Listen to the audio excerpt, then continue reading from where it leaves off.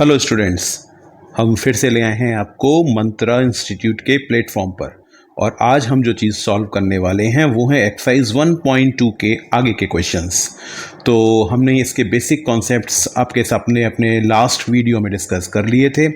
हम चलते हैं डायरेक्ट क्वेश्चन के ऊपर और हमारा क्वेश्चन है 3+2√5 इज़ इरेशनल। ये हमें प्रूव करना है कि 3+2√5 इरेशनल नंबर होगा।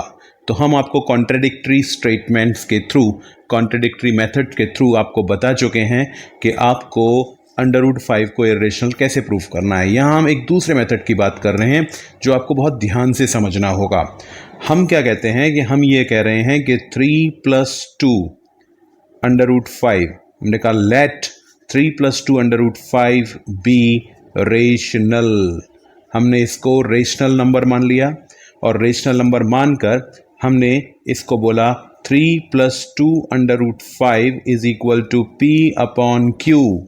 यही रेशनल नंबर की डेफिनेशन होती है, where Q is not equal to 0 and P and Q are coprime. यही आपको बताया था हमने अपने बेसिक्स में।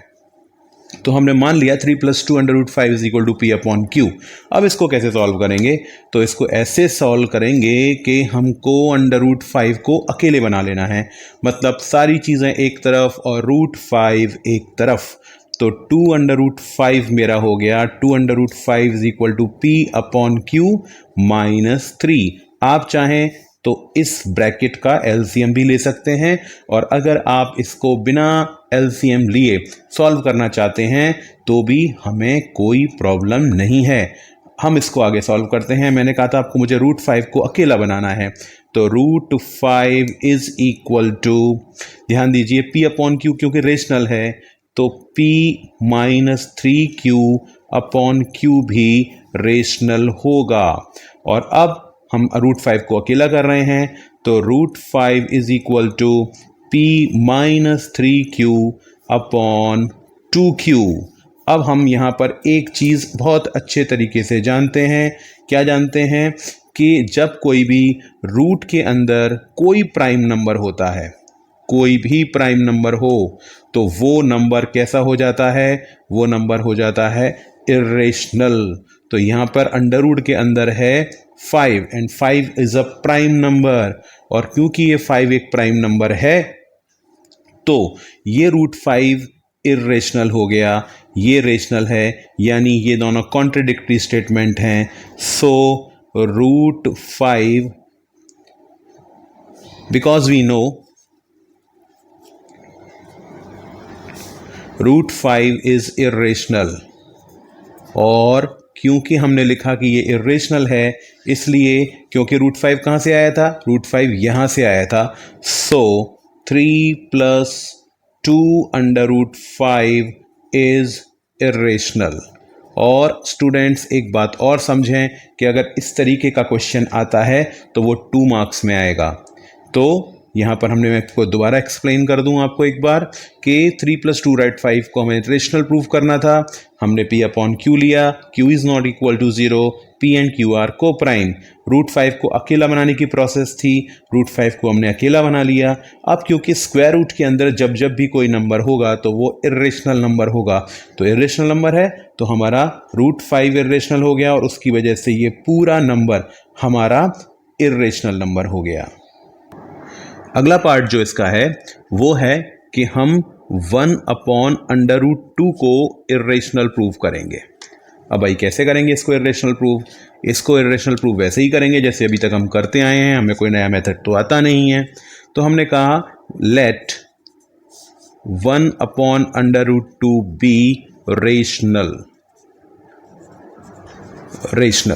अब क्या करें कि 1/√2 को मैं वही एक हमारा घिसा पिटा method P upon Q, where Q is not equal to 0, P and Q are coprime. ये बेटा समझ लेना, CP ये कनॉट प्लेस नहीं है, ये CP कोई कनॉट प्लेस नहीं है, ये है को प्राइम।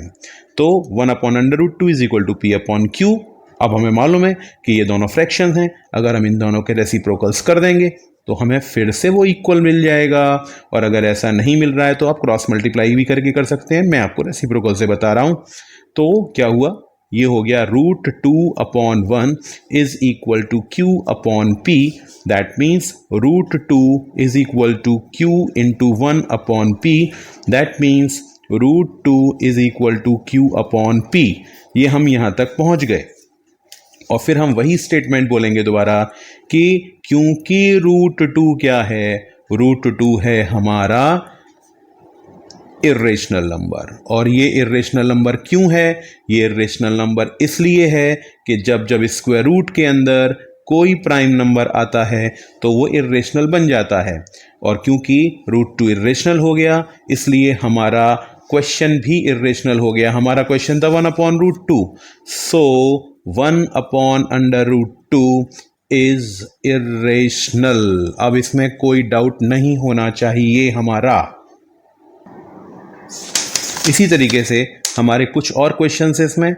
एक है 7/5, इसको भी बिल्कुल उसी तरीके से सॉल्व करेंगे। P/Q ले लेंगे, 7 चला जाएगा Q के पास, √5 अकेला रह जाएगा, इर्रेशनल हो गया।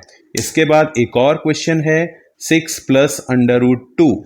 इससे भी घबराने की जरूरत नहीं है। P/Q, इसको P/Q एज्यूम करिए तो √2 आपका हो गया P/Q - 6। आगे क्या करना है वो मैंने आपको पिछले क्वेश्चन में बता दिया था। तो ये जो क्वेश्चंस हैं काफ़ी इंपॉर्टेंट क्वेश्चंस हैं। ये कोई क्वेश्चन कभी कभी 2 मार्क्स में आते हैं और कभी कभी 3 मार्क्स में आते हैं।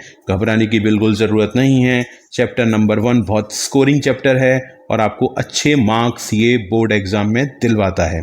तो घबराइए मत और अच्छे से प्रैक्टिस कीजिए और इन सभी को उठाकर इर्रेशनल प्रूव कर दीजिए। अगले वीडियो में हम आपके लिए लेके आएंगे चैप्टर नंबर 2 पॉलिनोमियल्स के बेसिक कॉन्सेप्ट। टिल देन, नमस्कार।